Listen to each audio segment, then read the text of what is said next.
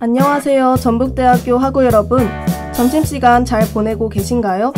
저는 여러분들의 시사상식을 더해줄 시사에 빠지다 진행을 맡게 된 전북대학교 방송국 아나운서 신소미입니다. 매주 목요일 여러분과 함께하는 시사에 빠지다에서는 사회, 경제, 정치, 국제 이슈 등 다양한 분야의 소식과 함께 세상 돌아가는 소리를 들려드릴 건데요. 바쁜 현실에서 시간을 내어 시사 상식까지 챙겨 읽는 건 참 힘든 일이죠. 점심 먹으러 가시는 길, UBS가 떠먹여주는 시사 이야기 듣고 가시는 건 어떨까요?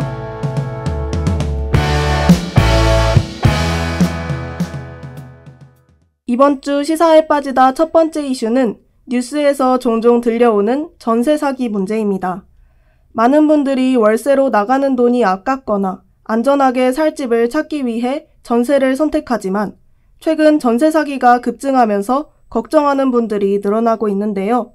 전세 사기란 쉽게 말해 집주인이 임차인에게 전세금을 돌려주지 않거나 집값이 전세금보다 낮아지는 상황을 뜻합니다. 그중 가장 많은 유형인 깡통 전세는 집값이 하락해 집이 경매로 넘어가도 전세금을 돌려받지 못하는 상황을 말하는데요. 특히 일부 악덕 집주인과 중개업자가 결탁해 허위 매물로 임차인을 속이는 경우도 있다고 하니 정말 조심해야겠죠. 또 다른 전세 사기 유형으로는 허위 매물이 있습니다. 집주인이 집을 소유하고 있지 않거나 이미 담보대출이 과한 상태임에도 불구하고 전세 계약을 체결하고 계약 이후 전세금을 돌려주지 않는 방식인데요. 깡통 전세와 허위 매물 전세가 가장 주요한 사기 유형이라고 하니 조심하셔야 할 것 같습니다. 그렇다면 왜 이런 일이 자꾸 발생하는 걸까요? 우선 부동산 시장이 불안정하기 때문입니다. 최근 몇 년간 부동산 가격이 급등한 후 하락하면서 집값이 전세금보다 낮아지는 경우가 많아졌습니다. 특히 집값이 하락한 지역에서 전세 사기가 집중적으로 발생하고 있다고 하네요. 두 번째 원인으로는 갭투자 때문입니다. 갭투자는 매매가와 전세가의 차이를 노려 집을 여러 채 구입하는 투자 방식인데요. 이 과정에서 많은 집주인이 전세금을 돌려주지 못하는 상황이 발생하게 됩니다. 마지막 원인으로는 전세자금 대출 증가가 있습니다. 많은 임차인이 은행에서 대출을 받아 전세금을 마련하는데요. 이 대출이 과도하게 확산되면서 집주인들이 대출금을 상환하지 못해 전세금을 돌려받지 못하는 경우가 생기고 있습니다. 정부도 이런 상황을 방지하기 위해 임차인 보호 대책으로 전세보증금 반환보증 제도를 확대하고 임차권 등기 명령을 통해 임차인이 전세금을 우선적으로 돌려받을 수 있도록 돕고 있다고 하네요. 또 부동산 거래 시 투명성을 강화하고 허위 매물 단속을 강화하는 등 여러 방안을 추진하고 있습니다. 하지만 무엇보다 중요한 건 임차인들이 사전에 꼼꼼하게 정보를 확인하고 대비하는 것이겠죠. 학우 여러분, 전세 계약을 맺을 땐 항상 신중하게 계약하셨으면 좋겠습니다. 또 전세 사기는 주택 임대차 시장의 구조적인 문제에서 비롯된 것이므로 이를 해결하기 위해서 정부의 강력한 규제와 임차인 보호 장치가 필요할 것으로 보입니다. 자취하시는 모든 학우분들이 안전한 내집 계약을 하셨으면 좋겠네요. 그럼 노래 한 곡 듣고 오겠습니다. 노래 잘 듣고 오셨나요? 시사에 빠지다에서 나눠볼 두 번째 이슈는 바로 노동법 개정 논란입니다. 최근 이 문제가 사회적으로 크게 주목받고 있는데요. 경영계와 노동계 간의 갈등이 깊어지면서 그 논의가 점점 뜨거워지고 있습니다. 특히 주 52시간 근로제와 관련된 쟁점들이 가장 많이 화제가 되고 있죠. 먼저 주 52시간 근로제는 학우 여러분들도 아시다시피 2018년에 도입된 제도입니다. 이 제도는 주당 최대 근로시간을 52시간으로 제한해 노동자의 과로를 방지하고 일과 삶의 균형을 맞추기 위해 마련된 조치인데요. 도입 초기에는 많은 기대를 모았습니다. 그러나 시간이 지나면서 일부 기업과 특히 중소기업들 사이에서 이 제도가 오히려 경영에 큰 부담이 된다는 목소리가 나오기 시작했는데요. 기업들은 인력 부족과 업무 처리의 효율성 저하를 이유로 들고 있습니다. 특히 제조업 같은 일부 산업에서는 근로시간이 제한되면서 생산성이 떨어지고 인력 충원이 어렵다는 문제가 제기되고 있죠. 이에 비해 노동계는 이 제도를 철저히 지켜야 한다고 주장합니다. 노동자들의 건강과 안전을 위한 제도인 만큼 근로시간을 줄여 더 나은 노동 환경을 만들어야 한다는 것이죠. 그리고 단순히 근무 시간만 줄이는 게 아니라 근로자의 권리를 더욱 강화할 필요가 있다는 입장입니다. 이와 함께 유연근무제 도입도 뜨거운 쟁점으로 떠오르고 있습니다. 유연근무제란 주당 근로시간의 한도를 일정 기간에 걸쳐 유동적으로 운영할 수 있도록 하는 제도입니다. 예를 들어 어떤 주에는 60시간을 일하고 다른 주에는 40시간을 일하게 해서 평균적으로 52시간을 맞추는 식이죠. 경영계는 이런 방식이 도입되면 생산량이나 프로젝트의 필요에 맞춰 효율적으로 근무 시간을 배분할 수 있다고 주장합니다. 특히 프로젝트 기반 직종이나 특수한 산업군에서는 유연근무제가 필수적이라는 의견도 있습니다. 그러나 노동계는 이 제도가 과로를 유발할 수 있다고 경고하고 있는데요. 유연근무제를 도입하면 특정 주에 과도한 근로가 집중될 수 있고 그 결과 노동자들이 더 큰 부담을 안게 된다는 것이죠. 특히 초과 근로에 대한 관리가 제대로 이루어지지 않으면 근로자의 권리가 침해될 우려가 큽니다. 노래 한 곡 듣고 와서 남은 이야기 나눠볼게요. 네, 노래 듣고 왔습니다. 앞서 노동법 개정과 관련하여 이야기 나눠봤는데요. 또 하나 중요한 이슈는 바로 임금체계 개편입니다. 경영계에서는 현재 호봉제가 문제가 많다고 보고 있는데요. 나이와 경력에 따라 임금이 자동으로 올라가는 구조가 비효율적이라는 주장입니다. 그래서 직무 중심 임금 체계로 바꾸자는 목소리가 큰데요. 쉽게 말해 어떤 일을 하느냐에 따라 임금을 결정하자는 것이죠. 이는 성과 중심의 기업 문화가 자리 잡게 하고 기업의 경쟁력을 높일 수 있다고 봅니다. 하지만 노동계의 입장은 다른데요. 호봉제는 그동안 노동자들이 오랜 시간 쌓아온 경력과 노력을 보상하는 방식으로 특히 고령 노동자나 경력직에게는 중요한 제도입니다. 만약 직무 중심 임금 체계로 바뀌게 된다면 경력자들의 임금 수준이 떨어질 수 있고 나아가 고령층 노동자의 고용 안정성이 크게 위협받을 수 있다고 경고하고 있습니다. 이에 따라 노동계는 임금 체계 개편을 신중하게 검토해야 한다고 주장하고 있습니다.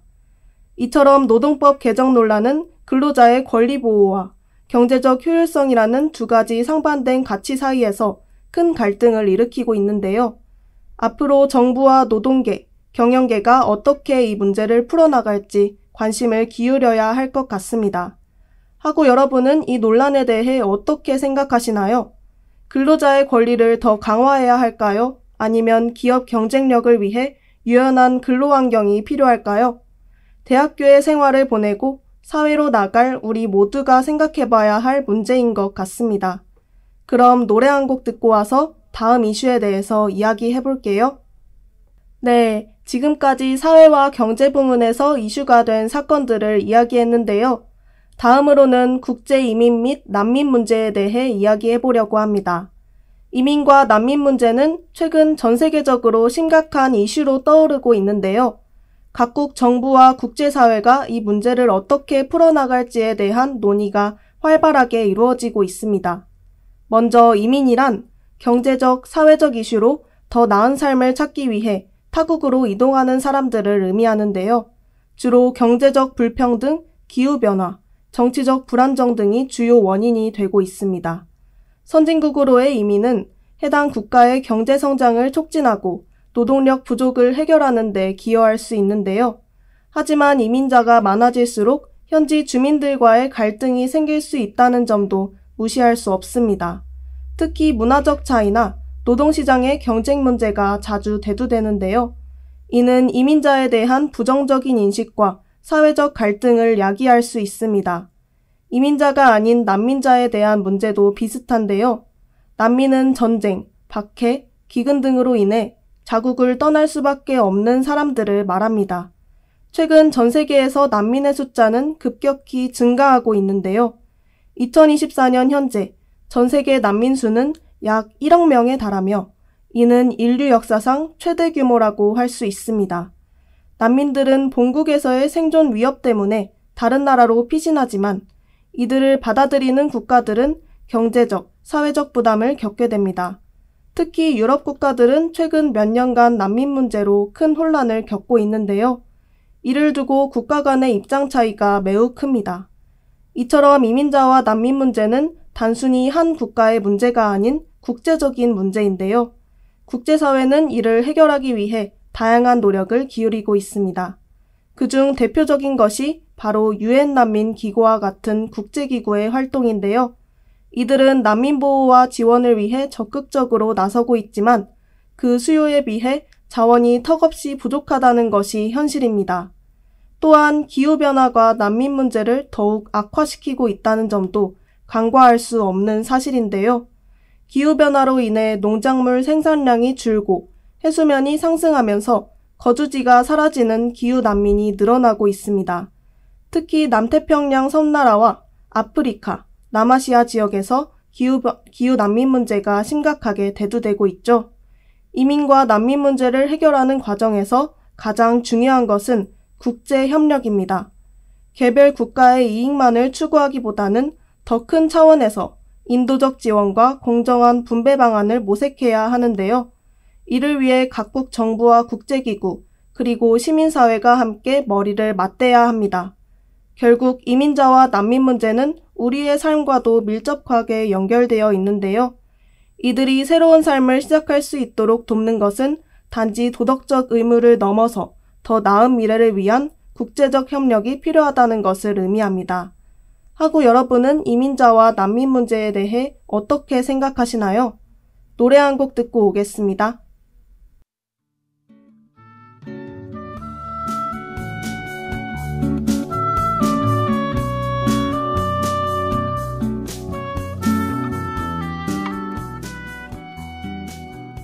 지금은 1시 38분. 여러분은 들으면 똑똑해지는 시사에 빠지다와 함께하고 계십니다. 바쁜 현대사회를 살아가면서 뉴스 챙겨볼 시간 없는 학우분들을 위해 준비해봤는데요. 나른한 점심시간 똑 부러지는 시사 소식 들어보시는 건 어떠신가요?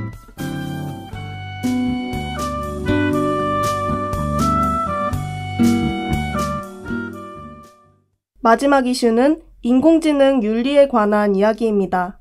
인공지능 기술이 날로 발전하면서 우리의 생활에 많은 변화를 가져오고 있는데요. 의료, 자율주행차, 금융 서비스 등 다양한 분야에서 활용되고 있습니다. 이처럼 AI가 효율성을 높이고 혁신을 이끌고 있는 반면 그에 따른 윤리적 문제도 함께 대두되고 있는데요. 우선 AI의 결정 과정에서의 투명성 부족이 큰 이슈입니다. AI가 특정 데이터를 바탕으로 판단을 내릴 때 그 과정이 불투명하게 이루어질 수 있다는 것인데요. 예를 들어 의료 AI가 환자의 진단을 내릴 때 어떤 기준과 데이터를 사용했는지 알기 어려운 경우가 많습니다. 이로 인해 잘못된 판단이 이루어질 수 있고 이는 당연하게도 환자에게 심각한 결과가 초래됩니다.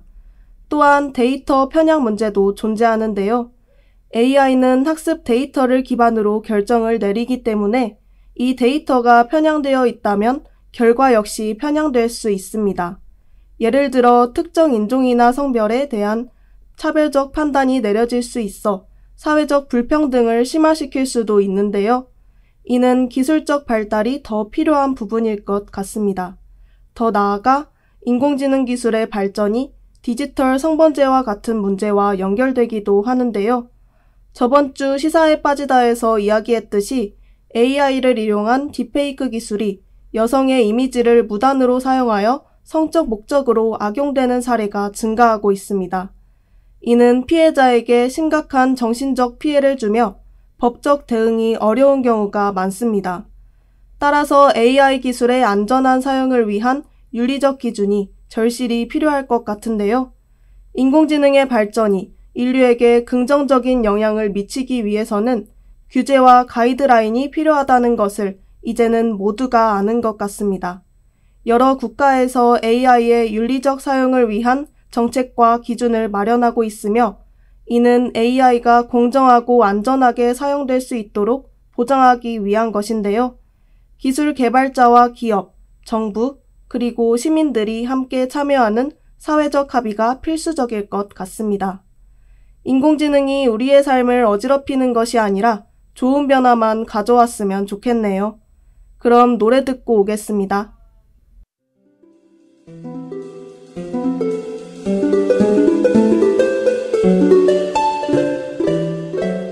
점심시간도 어느덧 끝나고 있네요.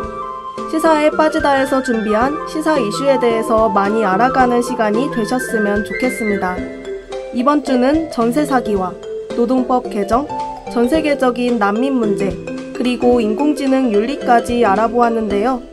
정보화 시대에 마음만 먹으면 원하는 정보를 검색해 볼 수 있지만 오히려 넘쳐나는 소식들로 인해 중요한 시사 상식을 놓치기 쉬운 게 현실이죠. 바쁜 하루를 살아가고 있는 학우분들을 위해 길을 걸으며 편안하게 상식을 더할 수 있도록 노력하겠습니다. 시사에 빠지다는 다음 주 이 시간에도 다양하고 좋은 시사 이슈들을 들고 찾아올게요. 지금까지 연출의 이채연, 제작의 정수현, 기술의 최휘석, 모니터 박지수, 그리고 진행의 저는 신소미였습니다. 감사합니다.